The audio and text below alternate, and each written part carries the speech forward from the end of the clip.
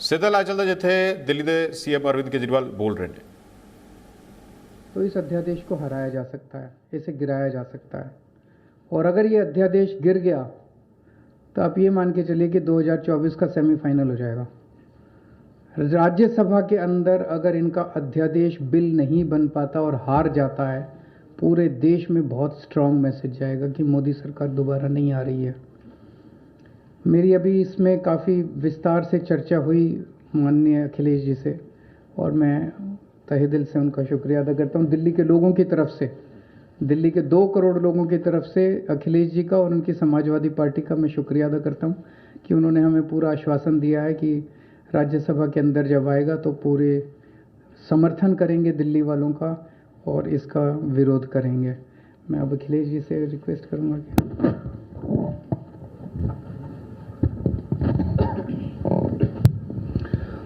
बहुत बहुत धन्यवाद। समाजवादी पार्टी के अध्यक्ष और मेरे साथ लोकसभा में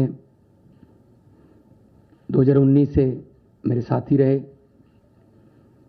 अखिलेश यादव जी, उनकी पार्टी के विधायकगण, आम आदमी पार्टी के नेशनल कन्वीनर और दिल्ली के मुख्यमंत्री अरविंद केजरीवाल जी, राज्यसभा में आम आदमी पार्टी के सांसद भाई संजय सिंह जी और एजुकेशन मिनिस्टर दिल्ली के आतिशी जी, और आप सब पत्रकार और मीडिया के जितने भी प्रतिनिधि हैं।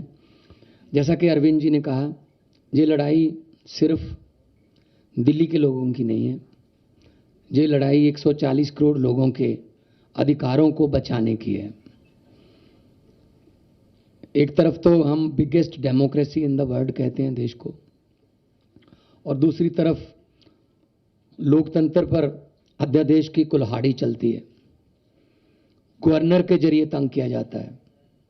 अगर इनकी सरकार बीजेपी की किसी राज्य में इलेक्शन से ना बने तो ये बाई इलेक्शन से बना लेते हैं। उनके 30-40 खरीद लो, बाई इलेक्शन करा लो, सुबह सुबह 3 बजे उठाओ गवर्नर को, ओथ लो, उसके बाद देखते रहो क्या होता है। ये आदत पड़ गई है इनको, ऐसा कई बार कर चुके हैं ये। और गवर्नर्स को ऑर्डर है, अगर 2-3 दिन उन्होंने चुनी हुई सरकार को तंग नहीं किया तो फिर फोन आता है कि आपको किसके लिए भेजा है वहां पे, आप तंग क्यों नहीं कर रहे इलेक्टेड गवर्नमेंट को।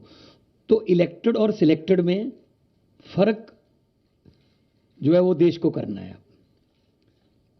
दिल्ली के लोग भी उसी तरह से वोट डालते हैं जैसे यूपी के डालते हैं, पंजाब के डालते हैं।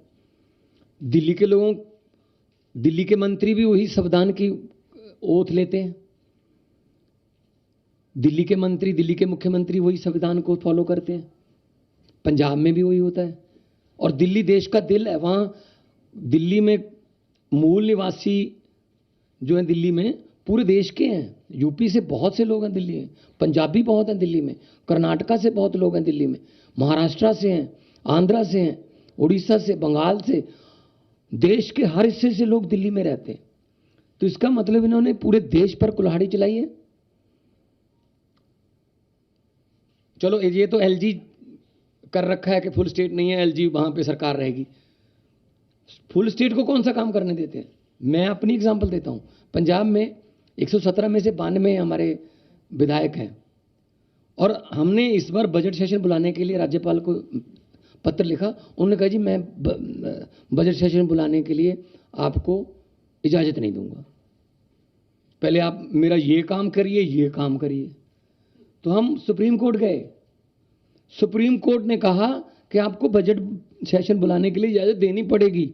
उसके बाद कहा राज्यपाल ने कि जो भाषण मुझे लिख के दिया है, जो विधानसभा में पढ़ना होता है, कहता उसमें मैं माई गवर्नमेंट नहीं कहूंगा। तो जी हम फिर सुप्रीम कोर्ट गए जी, तो सुप्रीम कोर्ट ने कहा you have to read it word by word.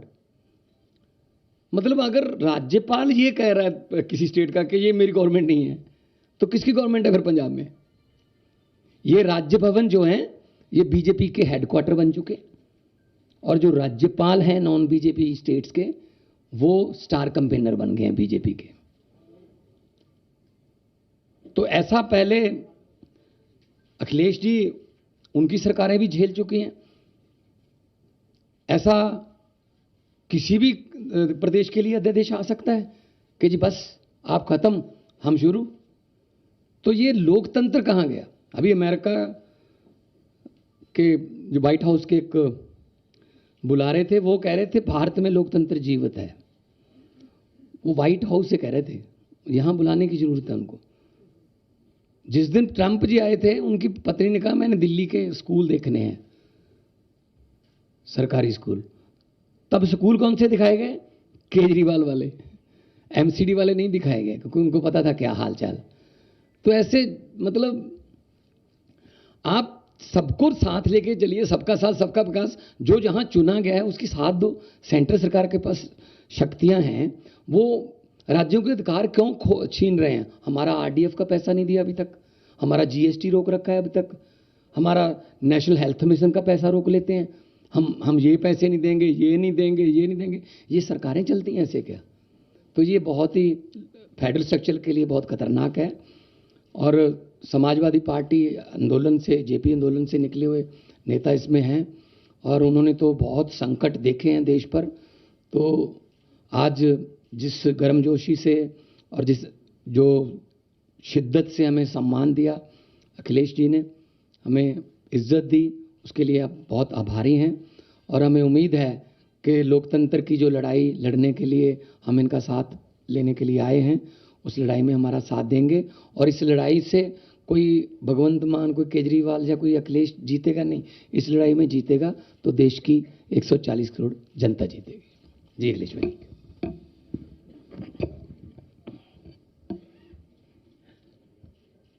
Delhi के मुख्यमंत्री अरविंद केजरीवाल जी, पंजाब के मुख्यमंत्री मान साहब, मैं सबसे पहले उनका स्वागत करता हूं और उनका धन्यवाद और आभार भी प्रकट करता हूं। मैं उनको भरोसा दिलाता हूं कि दिल्ली का अध्यादेश जो आया है वो एंटी डेमोक्रेटिक है। इस ऑर्डिनेंस के जो सोच है वो एंटी डेमोक्रेटिक है। मैं आपको भरोसा दिलाता हूं कि समाजवादी पार्टी का पूरा साथ आपके साथ है। साथ ही साथ जो आप अच्छा काम कर रहे हैं शिक्षा के क्षेत्र में, स्वास्थ्य के क्षेत्र में, वो भारतीय जनता पार्टी को रास नहीं आ रहा। अच्छे काम को बिगाड़ने का काम देश में अगर कोई काम कर रहा है तो वो भारतीय जनता पार्टी है। और आपके अच्छे काम को और अच्छी सोच को देख करके घबरा रहे हैं। उन्हें लग रहा है कि दिल्ली की जनता कहीं 7 बटे सन्नाटा न कर दे बीजेपी को, इसलिए आपके खिलाफ ये ऑर्डिनेंस लाया है। मैं आपका सहयोग करूंगा, साथ दूंगा। हमारे जितने भी सदस्य हैं वो आपके साथ होंगे। Thank you. बहुत धन्यवाद आपका।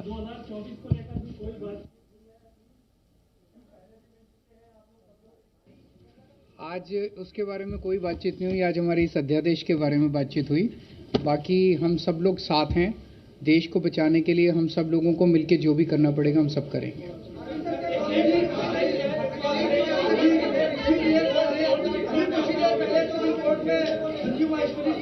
अभी अरविंद सर, आपसे एक सवाल है कि उत्तर प्रदेश में कानून व्यवस्था को लेकर ये सवाल है कि अभी थोड़ी देर पहले ही कोर्ट में एक हत्या हो गई है, 2 लोगों की उसमें जान चली गई है।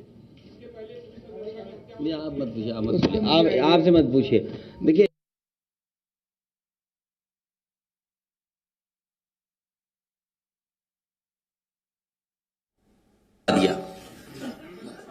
बहुत धन्यवाद आपका।